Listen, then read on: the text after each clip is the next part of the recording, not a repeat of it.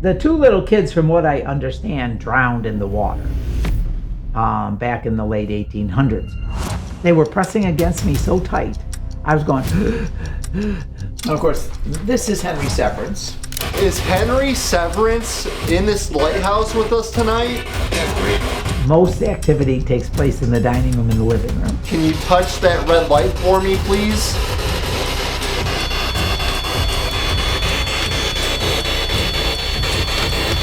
Stop. This thing went off.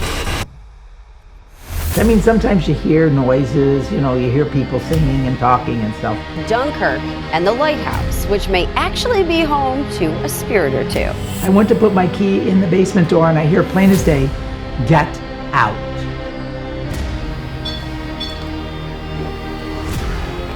They went in, and about 5 minutes later, the one lady came out and said, "I could hardly breathe in there. There's something evil."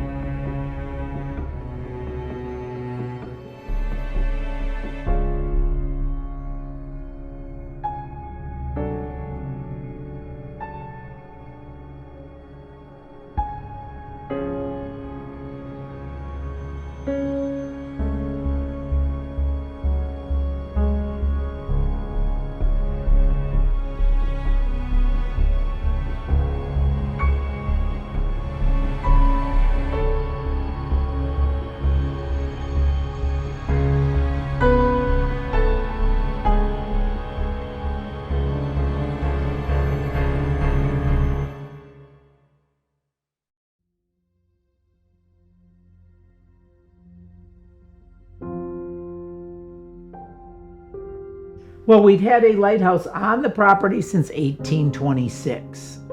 The original house and tower stood over on the corner of the property. By 1875, the corner of the property had started to erode away, so the tower needed to be moved so it wouldn't fall into the water. So they took it down. It was a round tower. They moved it to where it is currently today in 1875. Built the Victorian house for the lighthouse keeper and his family to live in. They didn't like the way the round tower looked with the Victorian house, so they put a square tower around the outside of the round tower to make it more aesthetically pleasing. So this lighthouse has been sitting in its current position for the last 149 years. Next year will be its 150th anniversary of the lighthouse sitting where it is. And it's been an operating lighthouse since 1826. There's been an operating lighthouse on the property. It's been automated since 1960. So from 1826 until 1960, we actually had lighthouse keepers living on the property. But once they automated the light, they didn't need anybody else living here because it would go on by itself. So it goes on at dusk, goes off at dawn. If it's dark and stormy, there's a photoelectric eye on it that kicks it on during the day. And inside the lens is what they call a 4P light changer. So it kind of looks like a T. There's a light bulb at the end of each part of the T like this. The top light bulb lights. If that one burns out, the next one automatically kicks into place. And the light itself is operated and owned by the Coast Guard because they're the ones who do aids to navigation. The lighthouse buildings, grounds, museum are all owned by the not-for-profit organization that runs the museum. And we have what they call a third order Fresnel lens in our tower. The lens is what magnifies the light so you can see the light all the way to the horizon. The lens was purchased from France in 1857 at a cost of $10,000. If we had to replace the lens today, it would cost us $1.5 million. And there are only two being used in New York State. We have one, and then there's one up on Lake Ontario.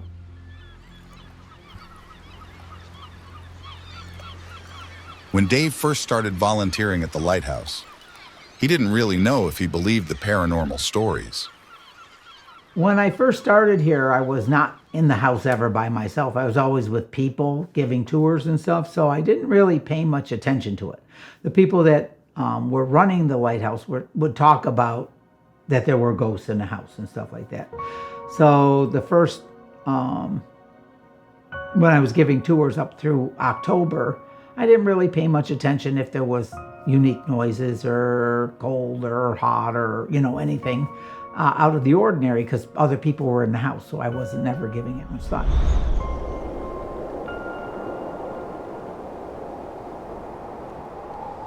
We close for the winter in November, and we don't open again until May. And in February, the guy who was running the lighthouse called me and said, I'm in Florida, but the American Legion commanders are coming to town and they want to tour the lighthouse. Can you go and give them one? So I said, sure, no problem, because I was here and I wasn't doing anything. So I came down and I unlocked the house and I went in, I turned the heat up, and I'm standing in the window in the dining room looking out at the parking lot waiting for the people to come. And while I'm standing there waiting for the American Legion commanders to come in, and I feel this presence next to me and I don't really know what to do. So I figured, well, maybe if I tell them why I'm here, it'll be okay. So I turned to him, and the guy who started the museum, Dick, used to call the ghost Charlie.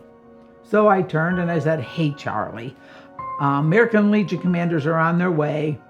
I said, Dick asked me to give him a tour, so I'm here to do that. We'll be here about an hour, hour and a half, and then I won't be back until May. So as soon as I said that, the pressure went away. So I just figured he was okay with me being there as long as he knew why I was there. Because he wasn't used to me, I don't think, and, was here. So then the American Legion commanders come. We do our tour. I lock up. I leave. So anyway, in the meantime, Dick passes away. And all of a sudden now I'm in charge of the lighthouse. And at that time, they used to shut the water off out at the road. And the pipe comes into the basement of the house. So there's a shut off in there that you had to open to drain all the pipes out. So the city called me and said, we're putting the water back on. He said, you need to go in the house and shut it off. I said, okay, no problem. So I went in, I shut the alarm off. I went to put my key in the basement door, and I hear plain as day, get out. And I'm like, well, I'll get out as soon as I shut the water off. So I went down the basement, I shut the water off, and I left. But in February, I had said I would not be back till May. It was April 28th. So they had every right to tell me to get out. But I didn't know I was coming back in April. I thought I was only going to, start giving tours in May. I didn't, But when Dick passed away, all of a sudden I was in charge of the lighthouse. So I guess he had every reason to tell me to get out. And I know nobody was in the house because I shut the alarm off. So it was just me. Every time then after that, every day when I went in, I'd say good morning. And every night I'd say, okay, I'm leaving. I should be back tomorrow. Or, well, I've got, we're closing for the season. I'll be in and out, but I won't be here on a daily basis. So every day I would tell them what was going on, just so that they were aware that, things were that way.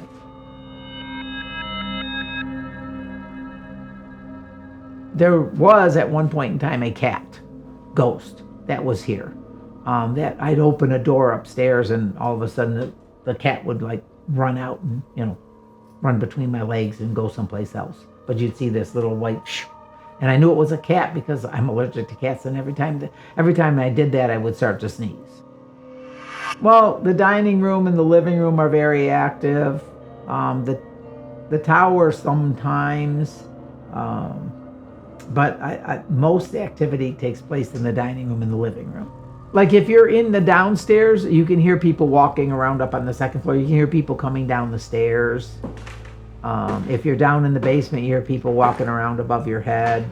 I did have one time when I was down in the basement. I was doing the dishes and nobody else is in the house, and all of a sudden I felt somebody take my collar and do this to it.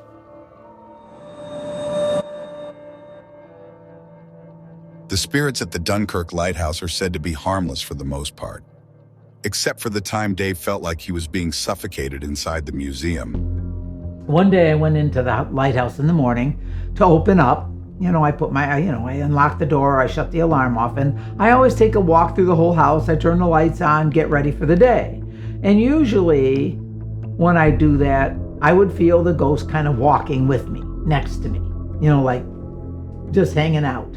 And this one day when I went in, instead of them walking next to me, I felt like they were circling me. Like several of them were circling me like this. And I'm like, okay, well, this is different. So something's wrong. I don't know what it is. You need to tell me what's wrong, because I talk to them all the time. So, you need to tell me what's wrong, and hopefully I can fix whatever it is. So I went from the kitchen into the dining room and then turned the light on and crossed the hall into the living room, turned those lights on. By the time I got into the living room, I couldn't breathe. They were pressing against me so tight. I was going, I said, boy, something is really wrong. I don't know what it is, but you really have to tell me. So I turned to go back out of the living room, and in the hallway going out, I saw going down the hall this white flash that went right by the doorway and out the front of the house. And as soon as it went out the front of the house, I could breathe again. And I'm like, oh, maybe you were protecting me from whatever this was that was going through the house. I said, thank you for protecting me. I appreciate the fact that, you will make sure that I'm okay. Which then again made me feel good, because I know they won't do anything bad to me, but they will make sure that if there's somebody there that's not supposed to be there, they can't get to me. Because it was almost like a brick wall all the way around that I could breathe. So I went up to the top of the tower and did all my stuff. And by the time I came out, they were just normal. And I came in here, and then one of our tour guides came in with a friend of hers that is spiritualist. And she said, we're going in the house for a little bit. It was in the morning. I said, okay, fine. They went in, and about 5 minutes later, the one lady came out and said, I could hardly breathe in there. There's something evil. And I hadn't said anything. So I'm like, well, this is what happened to me today. And I told her the story about how they were surrounding me and I couldn't breathe. And she said, wow. She says, and she said to me, I think they're protecting you from whatever is in there. And she thought whatever was there was just passing through, wasn't one that was supposed to be here. And so the ghosts that are in the house weren't letting anything else come through and get to me anyway. So I know they'll protect me from anything like that. But that was my most intense experience. Yeah. Throughout the 15 years Dave has been here, he's had several guests, and paranormal investigators tell him about their unexplainable experiences inside the lighthouse. Well, I had a little girl one time come in the house, and she was walking down the hall. I mean, we were talking and, giving our tour and stuff, and we went from the dining room over to the living room. And the hallway is between the two, with the stairs going up to the second floor, and the hall goes down to where the tower entrance is. And she was looking down the hallway like that, and she came into the living room, and we have a piano in the living room. We have some of our pictures of our lighthouse keepers on the piano. And she walked into the living room, she looked at the pictures, she went back out in the hall, she looked down the hall, she came back in, looked at that picture again, she went back down, out in the hall, looked out in the hall, she comes back in and she goes, hey mommy, that man's standing down the hall. And she pointed to a picture of one of the lighthouse keepers that was here during the Civil War. His name was Henry Severance. So she experienced him standing down the hall by the tower, which I thought was kind of interesting because, she looked back and forth like 2 or 3 times to, I kind of must make sure that was actually the person that was there. And she was maybe 8 or 9 at the time. We had this Native American here one time. His name is Baldy, and he was here with his girlfriend, and he wanted to do a ghost experience, and they were friends with one of the local ghost hunters who comes here all the time. So they came in the house, and he had a little blue rubber ball in his pocket that he wanted to share with the ghosts in the house. And so we were in the house, and we were upstairs on the second floor in the military museum, and he put some flashlights out, the ones that you turn that, like, can you turn the flashlights on, if the answer is yes, that kind of thing. He put 2 or 3 of them in this one room, and the flashlights were sitting there, and he was asking them questions, and sometimes the flashlights would go on and off. And the one time he put a $1 bill on the counter, and he said, I'll give Dave the $1 bill for the lighthouse if you turn the flashlight on. So the flashlight came on, and he handed me the $1 bill. He says, you know what? He says, if you can turn all the flashlights on in this room, I'll give Dave all the money I have in my wallet. Well, every flashlight in the room came on. So he ended up giving me like $45 that he had in his wallet at the time.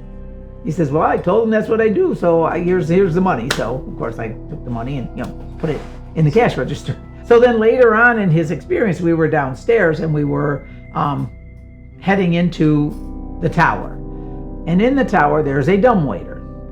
There's a little door at the bottom. It stands about this tall, about this wide.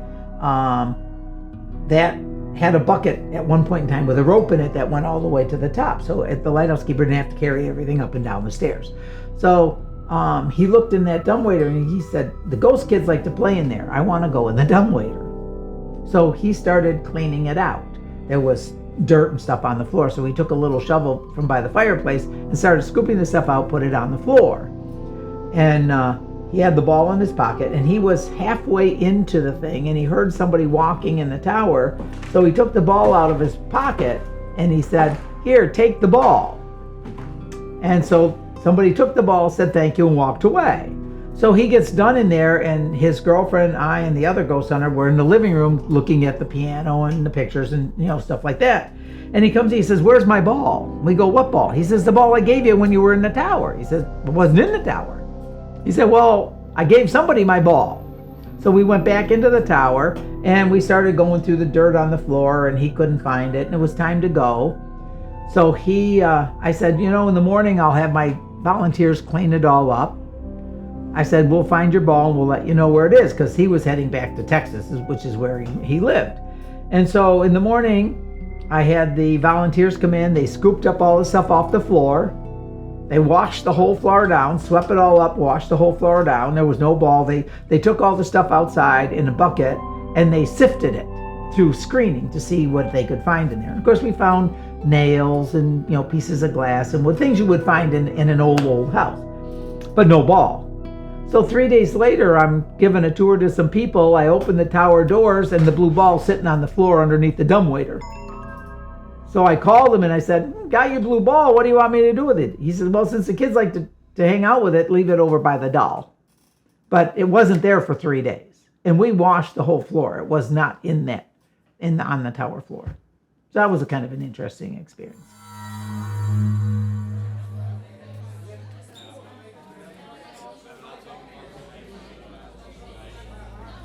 In 2019, a film titled Widow's Point was filmed at the Dunkirk Lighthouse.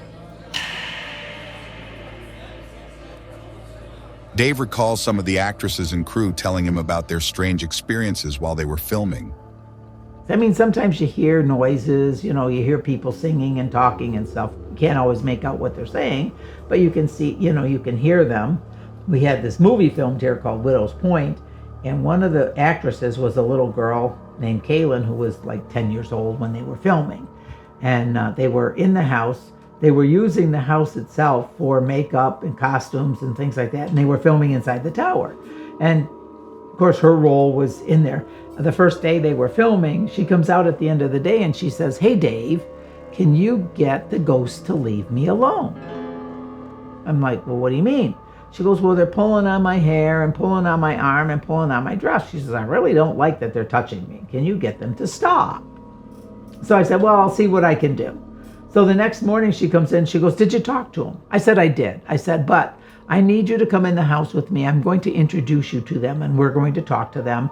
I said, I think they really want to play with you. They just don't know how to get you to do that. So we went in the house, into the dining room by the doll where the little blue ball is. And I said, this is Kaylin. She's here making this movie. She doesn't like you touching her, but if you want her to play with her, she will. So I said, come on, Kaylin, sit down on the floor with me. So I took the blue ball and I rolled the blue ball along the dining room floor. And I said, can you roll the ball back to Kaylin? So the ball went out, came back around, came back to Kaylin. I said, Kaylin, roll the ball. Ask him to roll it back to you. So she rolled the ball. She said, can you roll it back to me? So she rolled the ball came back to her. I said, well, while you're rolling the ball, Kaylin, you can ask him yes and no questions.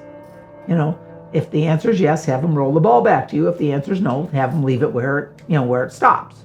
So So I said, you can say things like, hey, do you like the color blue? You roll the ball.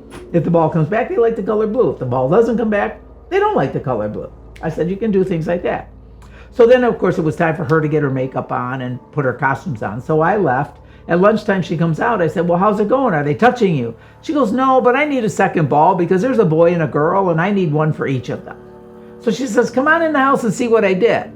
So we go in the house, in the dining room. She had taken coffee filters and she wrote yes, no, maybe, and I don't know on them and put them on the floor. So whenever she would roll the ball and ask a question, the ball would go back and land by one of the papers she put on the floor for her thing. So she had a great time. I said, are you enjoying it? She goes, yes. She says, are they touching you? She said, no. I said, see, they really just wanted to play and they just didn't know how to get your attention. But little kids, when they want to play, go, hey, hey, hey, hey, hey, and they grab a hold of you. So I said, really, that's all they were trying to do, is just to get your attention. So she played with them the whole time. And then of course, the other actors were kind of watching her roll a ball and answer questions. So they'd say, hey, Kaylin, ask this question. Hey, Kaylin, ask this question. So Kaylin would ask the questions. And they really all got into it. They were having a really great time, except for the makeup artist. And the makeup artist comes down the next day and she goes, hey, Dave, can you get him to leave my makeup alone? I'm like, well, what do you mean? She goes, well, my makeup's not where it's supposed to be. And they had the table all set up. And makeup artists are really particular. They have things certain ways, so all they have to do is just reach over and grab it. So she said, my makeup's not where it's supposed to be and some things are missing. Can you get them to stop doing that? I looked at her and I said, you know what? I said, probably not. I said, touching somebody and taking your makeup, which is really interesting to them, are two very different things. So I will try my best, but don't count on it. And about a month after they left, I found 7 bobby pins on the table in the dining room on a plate. And I found a couple of fake nails and some of those little cotton balls laying around. So that's kind of an interesting story too.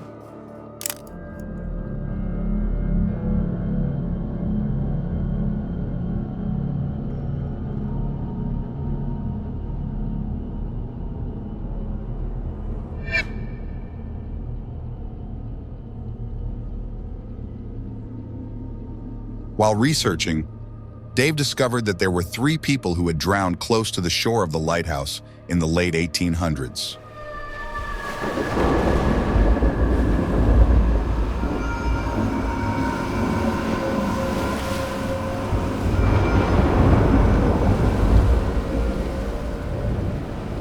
Well, the 2 little kids, from what I understand, drowned in the water back in the late 1800s.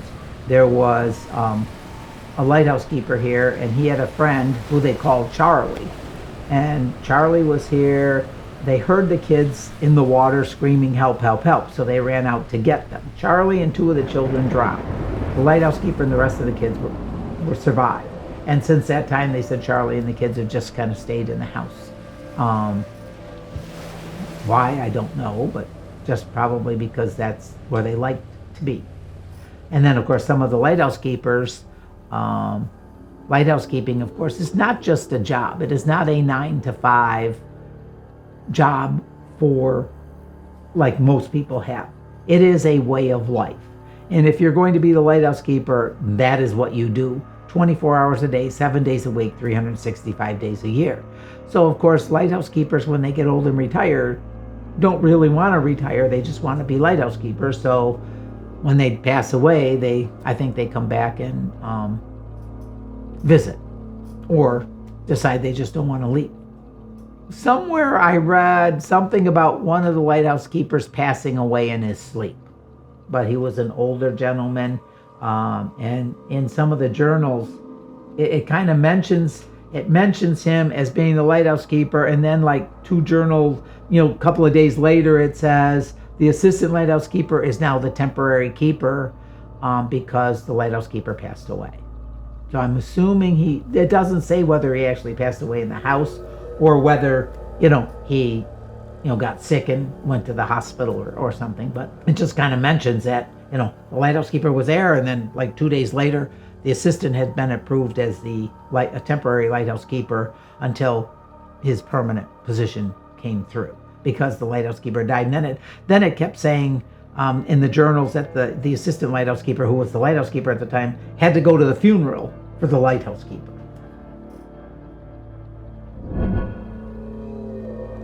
Dave details 2 notable shipwrecks in very close proximity to the Dunkirk Lighthouse. The closest shipwreck is the Annabelle Wilson. The Annabelle Wilson sank in November of 1913 during a storm in 50 foot of water straight out from the lighthouse. There were 3 crew members, the captain and his wife, on the boat. It was turning to get into the harbor and it capsized during the storm. The 3 crew members got into the lifeboat. The captain and his wife did not, because they went back to their room to get their money and their jewels.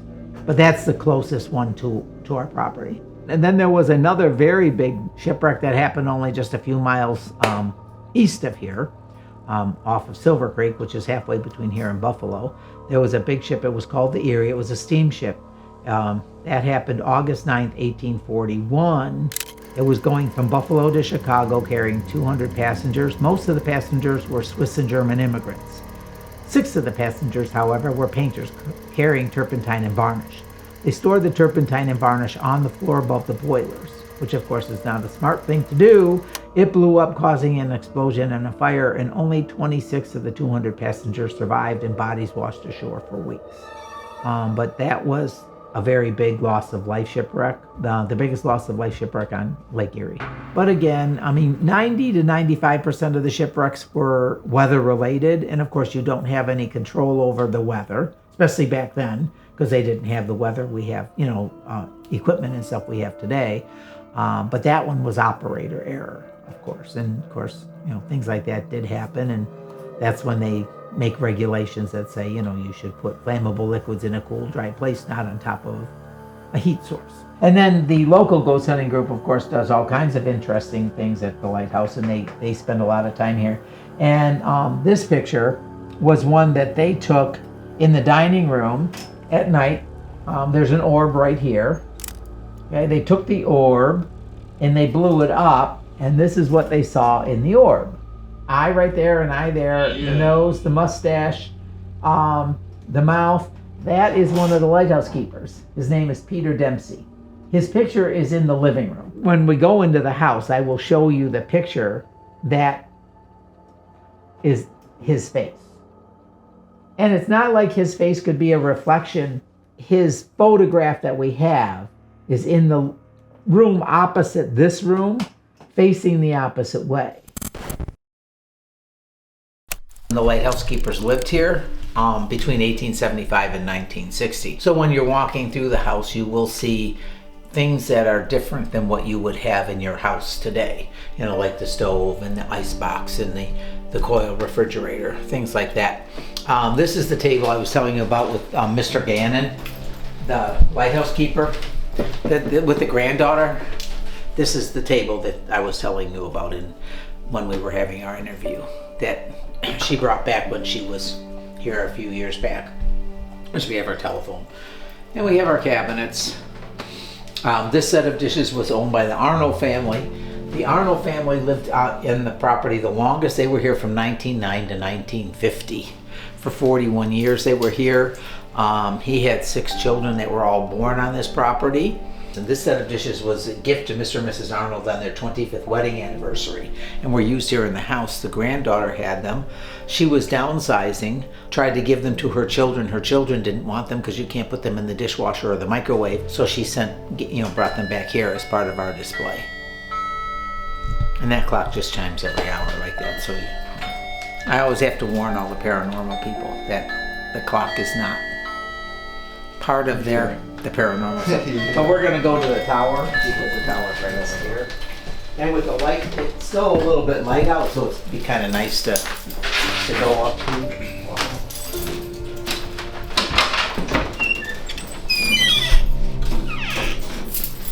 Open these doors, and we have our spiral staircase.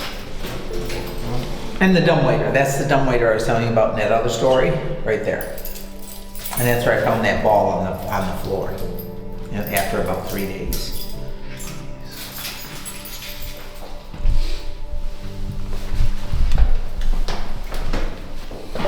Actually, I don't think I finished telling you the story about the ball.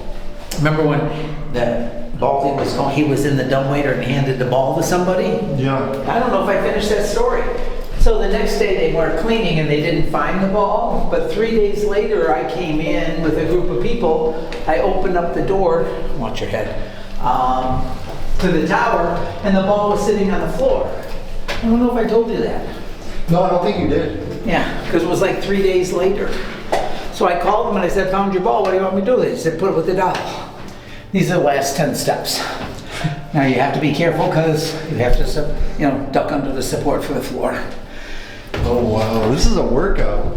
Yes, it is. We're only 45 feet off the ground right now, 65 feet off the water, which is a very short tower, but because we're on a cliff that's 20 foot tall,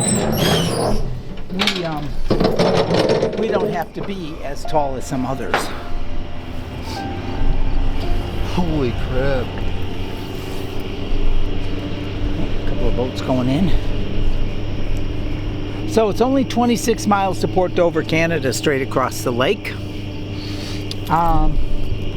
You can't really see, it's not quite dark enough, but you'll see blinking lights in the horizon over there.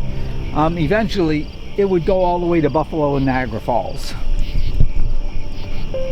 So we do have our lens that's worth $1.5 million. That's our third order Fresnel lens. And of course our light is blinking on and off because it is dark and the lighthouse, has to be on at night. And one of the other things you can't see, and maybe if you shine the light up there, you'll see our lion head gargoyles above each window. I've never been up here on a lighthouse, so this is a first. This is a first for you. That's not bad. And of course, if you look, the harbor's there, you'll see a red blinking light over there and a green blinking light just through the trees. Yeah. That is the entrance to the harbor. And so you can kind of see a boat right now kind of heading into the harbor. Where the power plant was a swamp. And so we had a lighthouse keeper and an assistant because we always needed a lighthouse out there to let the ships know where the harbor entrance was, because where the power plant was a swamp. So they had to have a warning that said, please don't go here where the swamp is because you'll run aground. So we had an assistant lighthouse keeper, and his job was to walk 2/3 of a mile down the side of the property, down the beach, over the swamp to get to the lighthouse. So that's why we had to have two lighthouse keepers here all the time. If I'm giving tours, I can come up as many as 7 or 8 times in a day. I come up first thing in the morning, get all the spiders and cobwebs off the lens and the windows and stuff. And then when I'm giving tours, of course, you come up every time you have a tour. This is only my second time today because I had tour guides today. I didn't have to do that because I was in the middle of doing all that siding on the gift shop. But I can do it 8 times a day. Actually, if we go on the other side of the walkway over here, if you look down at the house, you'll see windows on the first floor. That is the lighthouse keeper's bedroom right there.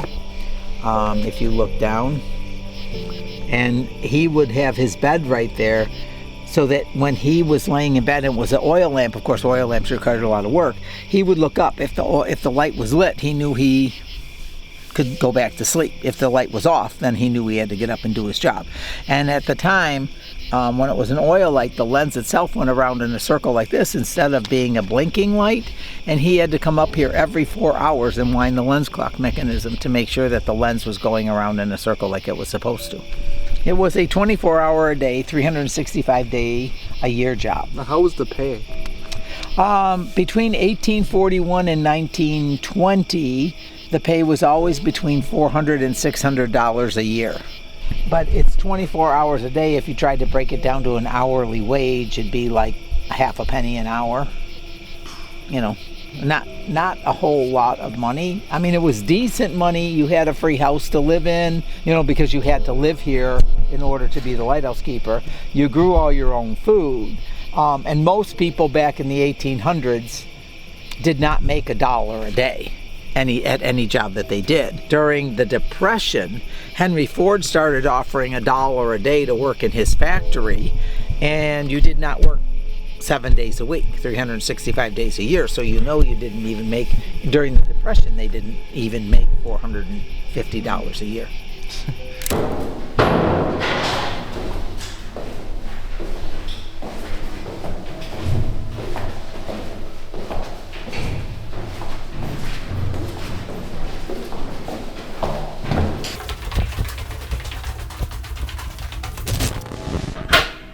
So this is actually the lighthouse keeper's office right here. Okay. If you look at this picture right here, this is the house we're in. There used to be a door right here.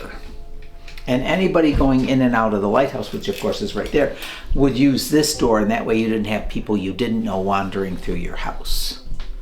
Because of course, you know, the people going into the lighthouse have dirty shoes and oil and gears and tools and all kinds of stuff. And you don't want them traipsing through your house while they're here. This is the light bulb that lights our lighthouse.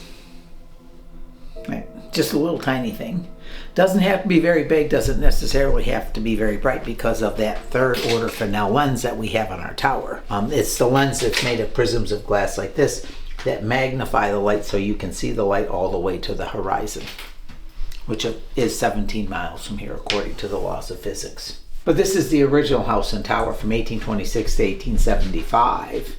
And you can see, you know, how much property was around the lighthouse in 1826. By 1875, look at how much erosion there had been in this picture. So that's why they had to move the tower, because that corner had already kind of worn away. And of course, we do have ice on the lake because this is Lake Erie. You know, Lake Erie does normally freeze. This is a picture of the road that used to be on the back side of the lighthouse. Well, my father, when he was a little kid in the 30s, used to ride his bicycle around it. By the time I was a little kid, the road was already gone. And of course, we still keep getting more erosion. This is the barn that burned down in 1926 during the thunderstorm, and one of the horses kicked over a kerosene lantern, burnt that barn down. Kind of like Mrs. O'Leary's cow. But she burnt down a whole village, you know, whole city of Chicago. We just only burnt one thing down. But this is a list of all the lighthouse keepers and their salaries up to 1920. And there's one of our lion head gargoyles. I don't know if you got to see them up there at the top of the tower, but that's one of them. That's incredible. There are 9 more on the base of that roof right there. Those have been there originally? Yes. Wow. And it's just a fancy way of diverting the water off the roof. But it also keeps away evil spirits, supposedly. That's what gargoyles are supposed to do. This is the room they turned into the bathroom in 1897, because before 1897 we did not have a bathroom in the house. We only had an outhouse and chamber pots.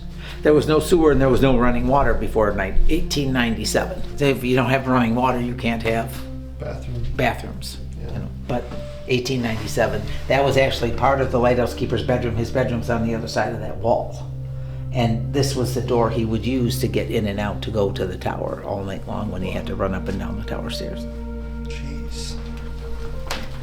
So this is the hallway that goes upstairs to the second floor. This is the dining room right here. That's where that wormwood sound was, right over in front of the sewing machine. That yes. I showed you in that picture, okay? So you don't see any pictures of lighthouse keepers in this room at all. So, but that's where the creepy doll is. Well, everybody has a creepy doll, right? We have our creepy doll. She's 100 years old. Oh, wow. But we just tell people she's allowed to have cataracts, leave her alone. And this is that blue ball I was telling you about.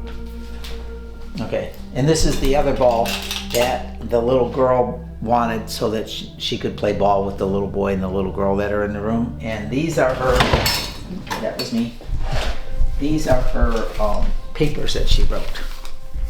Yes, no, maybe, and I don't know, that she laid on the floor. Those are her papers. Wow. Yeah, we just kind of keep them here in case. That's really cool. Yeah. She hasn't been back in a couple of years now, but she used to, they would come back periodically, and she'd of course want to come in the house and play with the ghosts and just let them know she was back.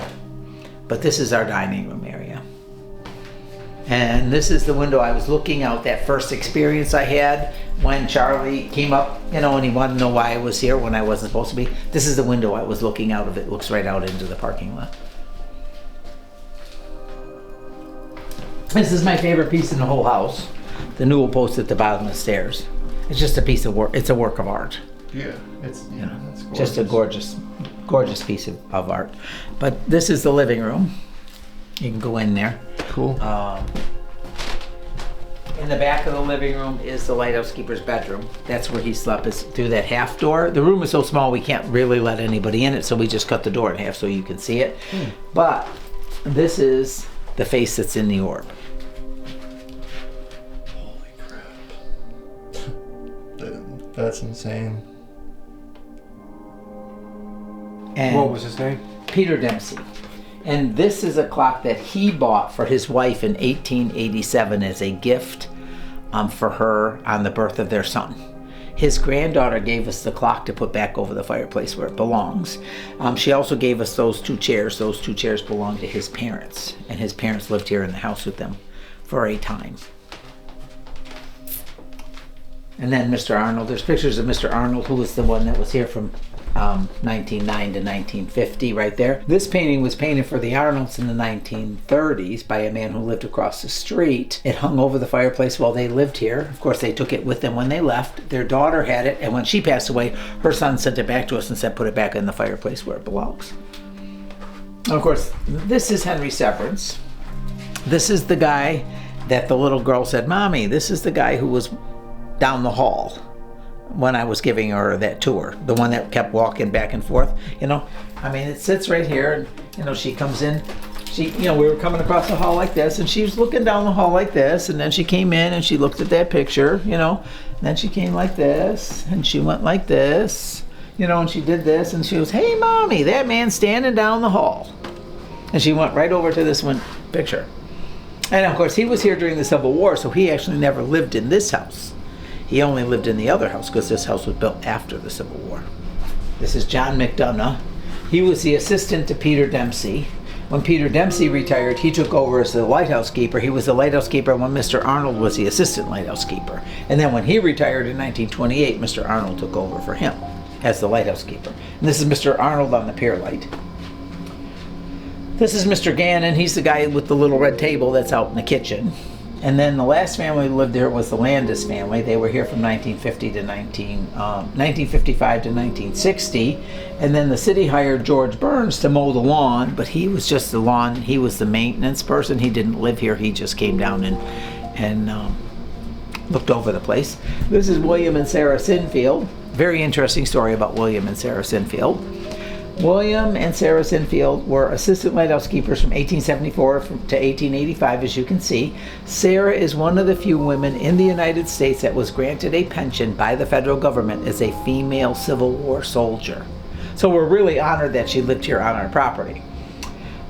She was a field nurse. So when there was a battle raging, she would pick up her gun and start fighting. When somebody got injured, she'd put her gun down, pick up her bucket of water or her bandages, run out on the battlefield, clean them up, get them off the battlefield, put her bucket down, pick up her gun, and continue fighting. They were at the Battle of Gettysburg. During the Battle of Gettysburg, William got shot in the knee.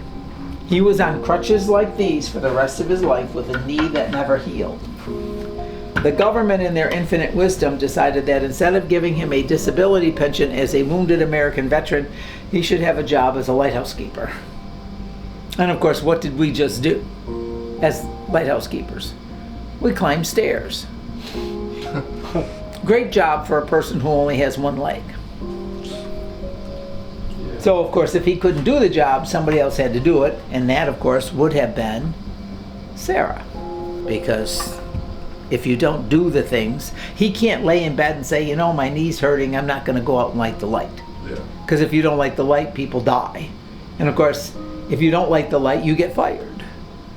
So of course somebody's going to have to go light the light if he can't get out of bed. So she's going to have to do it for him. So on record it says he's the assistant lighthouse keeper, but we all feel that she probably did as much or more of the job than he did. Right? The wedding dress right there is actually made out of 2 World War II silk parachutes. Oh, wow. And it was worn by 4 sisters between 1945 and 1953. So, of course, back during World War II, material for wedding dresses was scarce. And this man, Robert Farnham, was coming home on a 30-day leave to marry his girlfriend. Her name was Adeline Copliner. He brought home 2 used silk parachutes. He gave them to her. She had 2 weeks to have them made into a wedding dress. So she took them to a local seamstress who put the 2 parachutes together to make the dress that you see right there. In February of 1947, her sister Geraldine wore the dress when she married Frederick Fuller. In September of 1947, her sister Bee wore it when she married Art Lamb. And in 1953, their youngest sister Mary wore it when she married James Harrington. And in 2005, that's what the 4 sisters looked like when they donated the wedding dress to the lighthouse. Are they all still around? No, they have all passed away.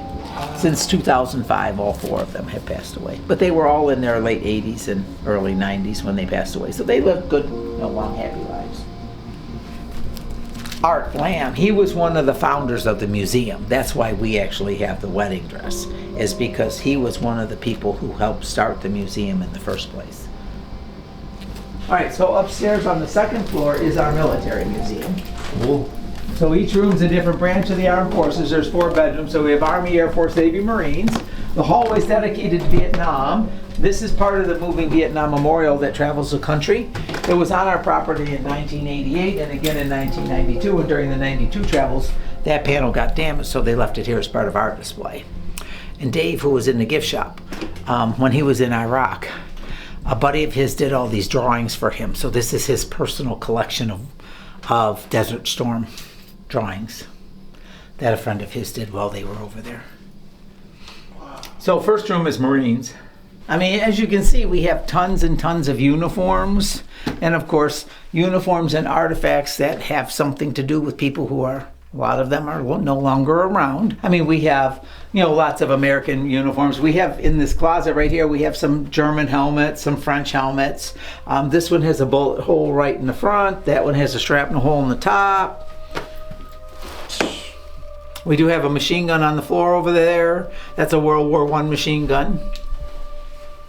They called it a waltzing Matilda or a potato masher because when you were shooting it, it would dance around the ground and make everything underneath it look like mashed potatoes. People who started the museum, as I said earlier, were either World War II, Korea, or Vietnam vets. So they knew lots of people and they would go places, to military bases and say, hey, do you got anything you want to donate to the museum? So who wouldn't want a World War I machine gun in their museum? Now here's an interesting story. All right, see this lock case right here. In one of the other rooms, there is a minesweeper, and it says World War II minesweeper on a card. Okay. One day I came in, and the World War II minesweeper card was sitting on top of this uniform. The cabinet's locked. Do you think maybe one of the workers moved it? No, because it wasn't there the night before when I locked up, and I shut all the lights off and everything when I come through.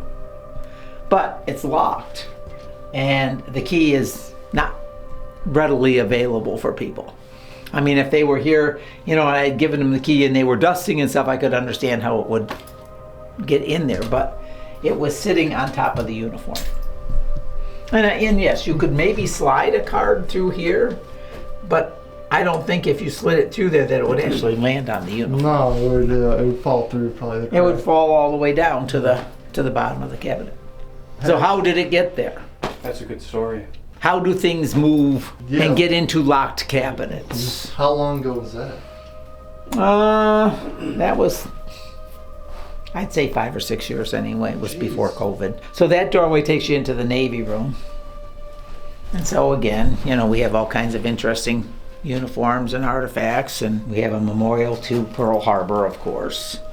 Pictures, lots of pictures of ships. We have a Civil War case in here, and this gentleman was local. He was from Fredonia, which is just 3 miles inland from here. This is William Barker Cushing, and his claim to fame during the Civil War is he was one of the first, what they called the first Navy SEAL. Sorry, my brain went blank. He led a group of men underwater with a torpedo to blow up a ship called the Abermel. So his picture hangs in Annapolis. His brother was very famous at the Battle of Gettysburg. If you ever go to Gettysburg, you'll hear the story of his brother. His brother's name is Alonzo Cushing. And Alonzo Cushing was on top of the hill that Pickett was charging. The Chadwick family were the first settlers of what is now Dunkirk. They settled in the harbor. The Chadwick family settled in the harbor. The Cole family settled at the end of the creek next to the lighthouse, where the lighthouse is. I mean, the lighthouse wasn't there in the late 1700s when the Cole family settled at the mouth of the creek right there. And the Cushing family took the creek inland to where Fredonia is and settled there. So those three families, along with other families, came and, formed the people that are living in this area. And the widow Cole, who lived on the shoreline, actually is very important to the War of 1812. The very first shots of the War of 1812 were fired off of our lighthouse property. Of course, there was no lighthouse here in 1812. Right? There was a salt barge going up the lake. It was being chased by a British warship called the Lady Provost. So under cover of darkness, the salt barge hid next to the widow Cole's house. She was there with her children. Her husband had passed away from pneumonia. He was the mail carrier between here and Buffalo. And so she lived there with her children. She took care of the salt barge overnight. In the morning, she saw the British warship coming.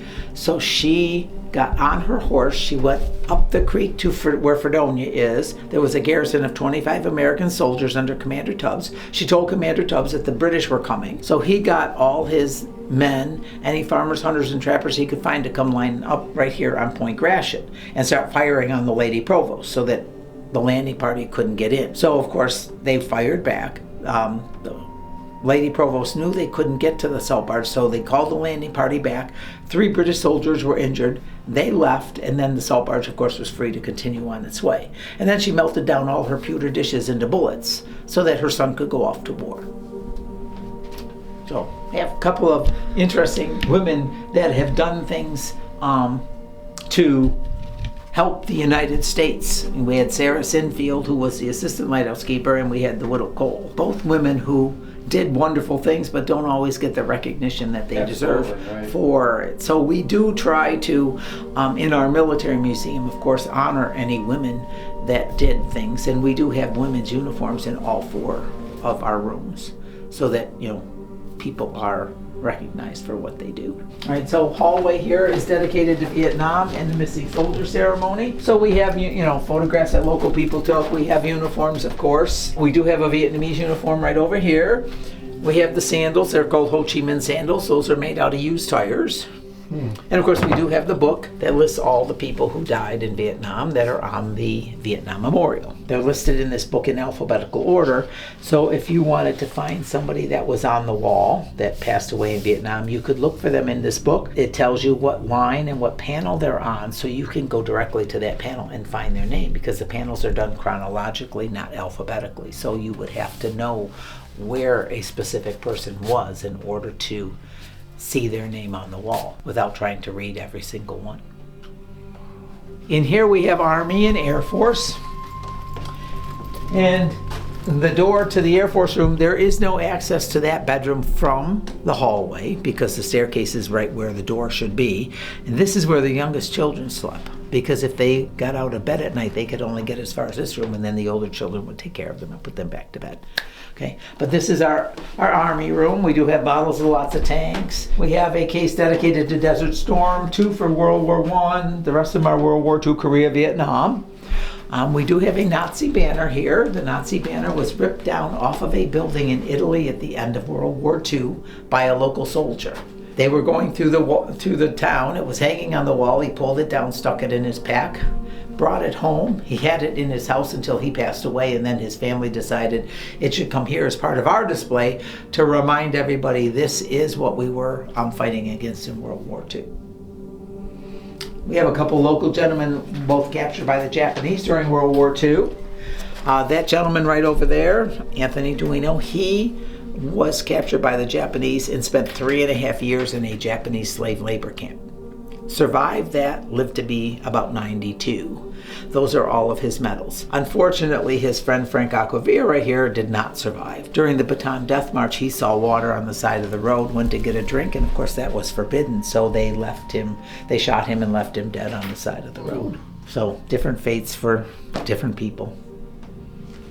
But they were both local from town. So last room is Air Force. And of course now we have our Air Force room. We have an aerial bomb from World War II hanging from the ceiling right up there. And of course we do have a 5th branch of the Armed Forces.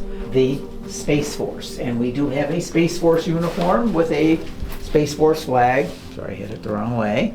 Okay. This gentleman right here was the first person from our county to join the Space Force, and his grandfather was one of the founders of the museum. So of course he had his grandson send us the uniform and stuff to go in here, and we don't have enough rooms to add that. But we also have a whole nother building that is Coast Guard, Navy, and overflow, because of course the Coast Guard is also part of that, and the Coast Guard is who operates the light. But in here we do have models of all the different airplanes and all kinds of interesting things to look at too. That's crazy. Wow. So I was taking this family on a tour. It was a mother and two daughters, and the daughters were like 7 and 9, or something like that, couple of years apart. And we went up to the top of the tower, and we're coming back down, and the mother was in the lead. The younger girl was behind her mother, then the older girl was behind her, and I was behind the older girl. And the younger girl turned around to her and said to her sister, "Stop poking me." And of course her sister said, "I'm not touching you, I'm not poking you." She goes, "You are, stop poking me." And she wasn't, because I was behind her. She had both her hands on the handrail going down the stairs like this. She was not touching her, and the girl was like 2 or 3 steps in front of her.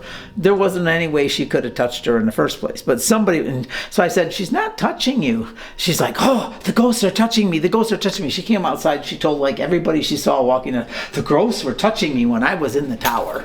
She turned around and she like yelled at her sister, "Stop touching me." And it's like, Typical the girl kids. said, "I'm not." It was typical things that, kids do, because, what do? You always tease your younger sister or brother, you have to do that kind of stuff. But she wasn't touching her, because I was right behind her, so I know she wasn't touching her. And I, both her hands were on that hammer, because she didn't like going down the stairs because of the way they're open and spiral, so she's like holding on very carefully, stepping down the steps. Yeah. All right. Awesome. Thank All you right. so much, Dave. Oh, you're welcome.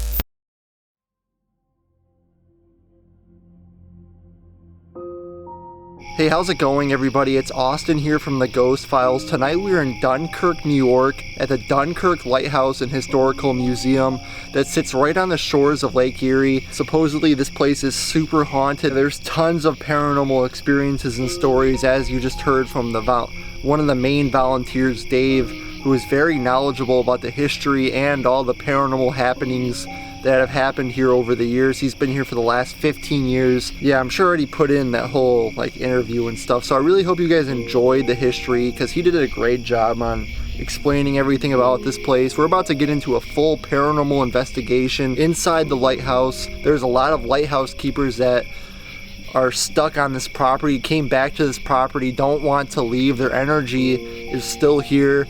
So I think that's very interesting, and we're gonna try to contact some of them tonight. So yeah, let's get in there, let's see what we can get. Drop a like, leave a comment of what you think so far, and let's get into this investigation.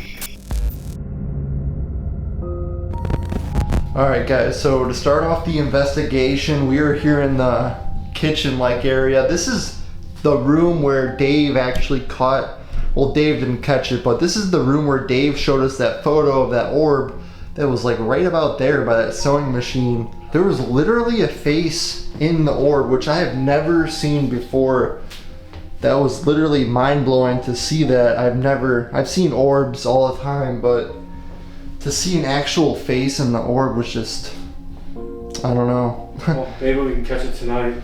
Yeah, who knows? Apparently that face in the orb is one of the former lighthouse keepers, Peter Dempsey, which his picture is upstairs. You guys probably already saw it on the tour, but yeah, that picture looked exactly like the person that was in that orb. Very weird, very creepy. One of the creepiest pictures I've probably seen in person.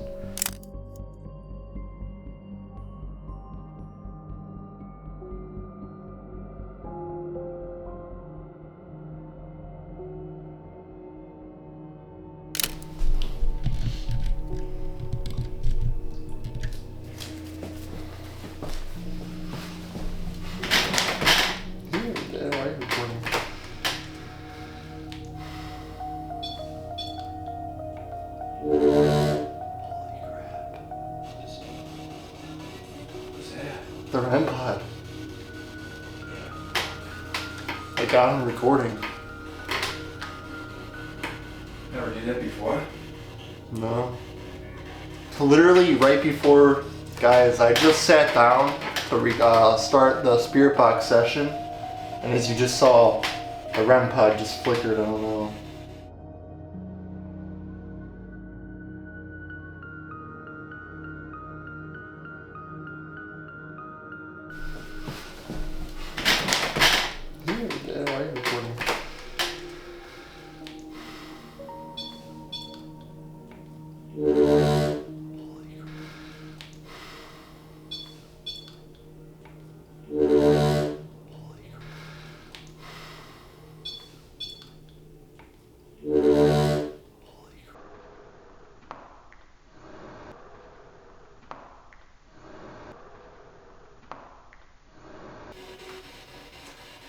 If you're here with us in this room, can you make that red light flicker again for me, please?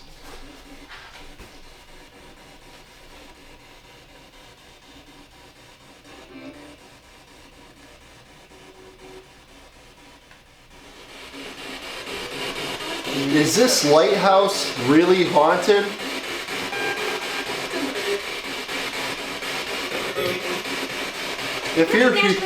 If you're here with me in this lighthouse, you can use this device to speak with me.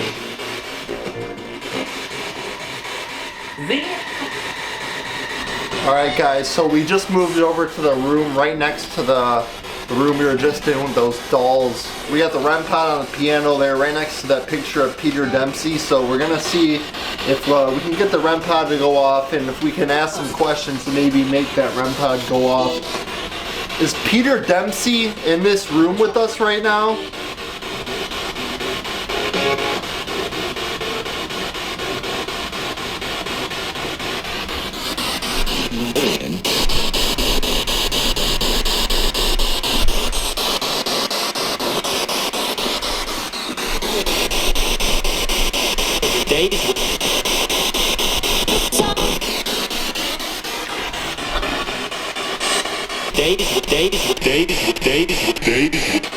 Is Peter Dempsey in this lighthouse with us right now? You can use this device to speak with me.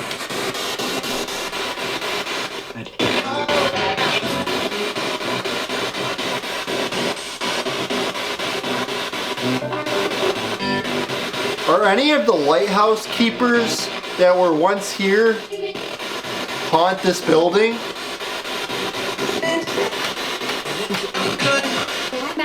Ask if Peter Dempsey, if you're here tonight.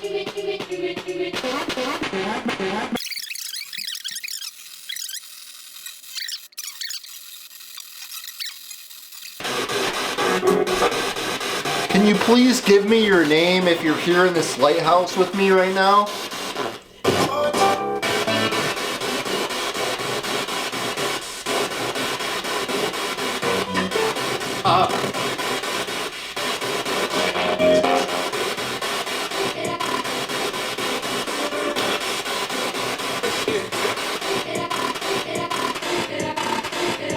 Is Henry Severance in this lighthouse with us tonight? Is he still in this lighthouse? Is Henry Severance...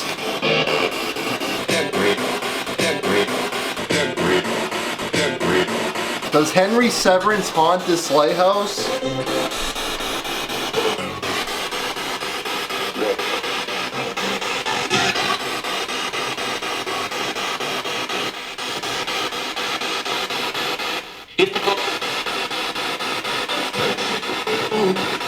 Is Henry Severance in this lighthouse with us right now?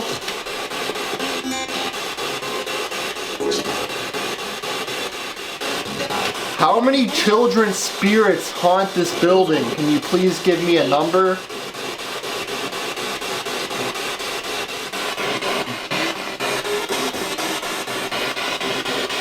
Me a number. Did any children drown in Lake Erie near this lighthouse?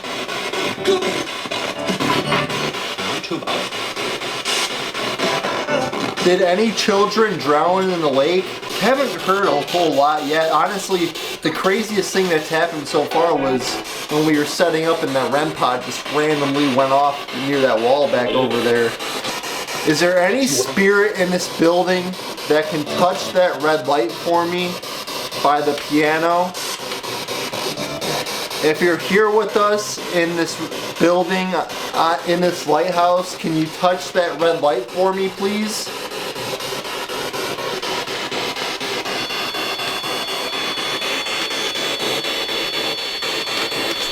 Stop. No way. Stop. What the hell? This thing went off. Dude, I'm chill. Dude, my heart. Holy shit. My heart like dropped, dude. Holy crap. What spirit was it? Dude, that gave me like chills, dude. Oh my god. That was pretty good too. That's insane. Did you hear that laugh? Holy crap. Did you hear that? Did you hear that? Yeah.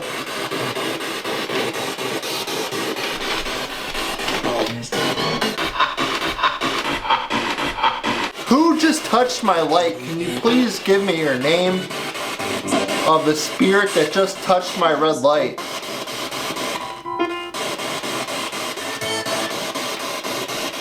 Touch my red light. Touch my red light. Touch my red light. Touch my red light. Who is in this room with us right now? Can you please give me your name?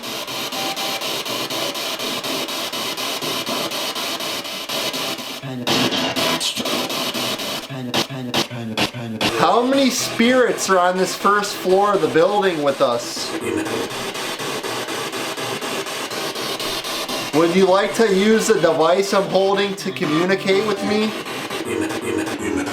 Is Francis D. Arnold here with us tonight?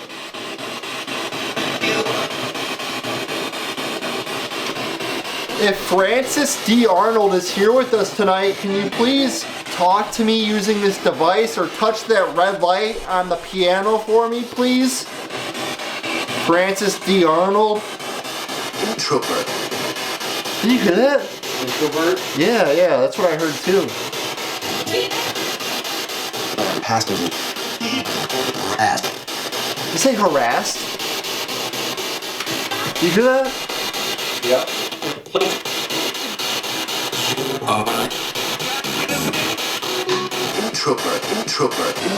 Introvert. Those are probably like the weirdest answers we've gotten so far. I mean, it doesn't beat the REM pod, but I'm just saying for the spirit box.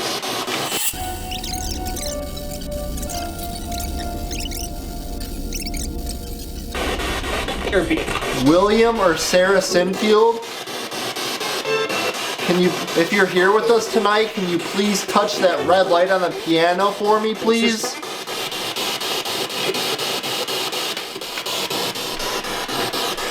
Let him break. If there's any spirits that would like to communicate using this device I'm holding, please make yourself known by touching that red light on the piano for me.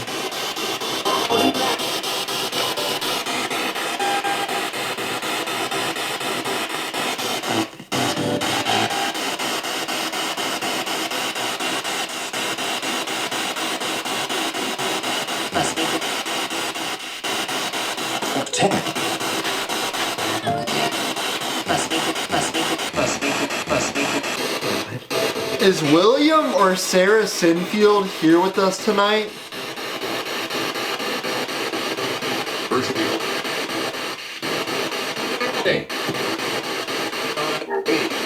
What year did you pass away?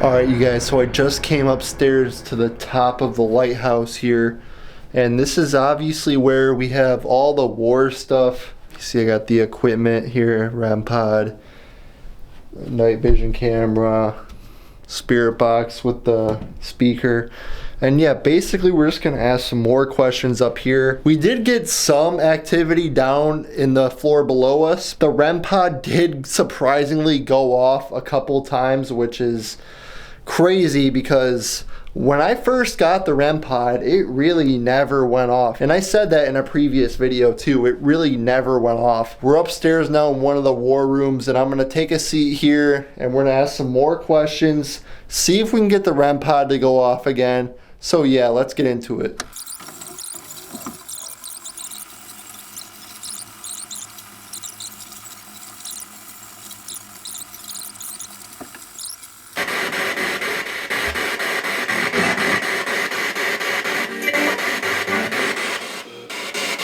Is there any evil energy on this property? I swear it's a D-Day. I swear.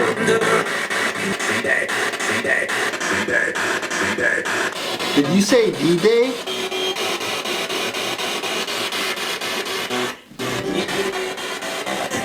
Did someone say D-Day?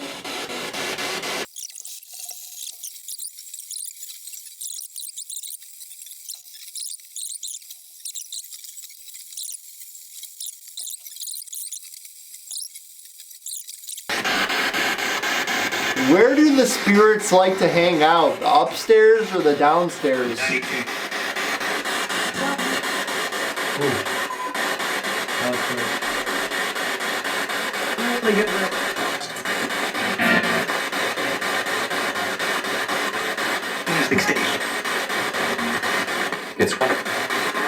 It's right. You hear that? This is your chance to communicate with me and make yourself known right now. What is your name?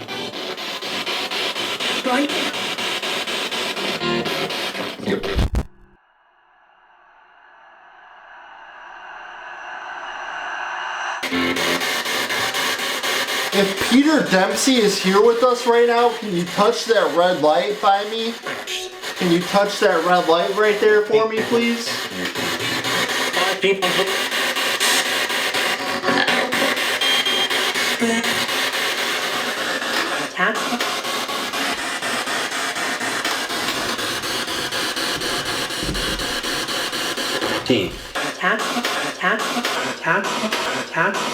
Is there any children spirits here with us tonight?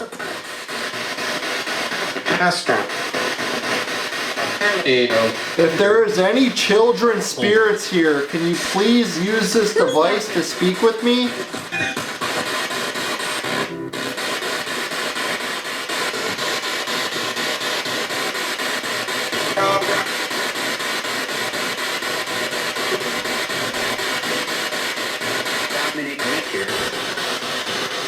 Can you please give me the name of any of the children spirits that are here?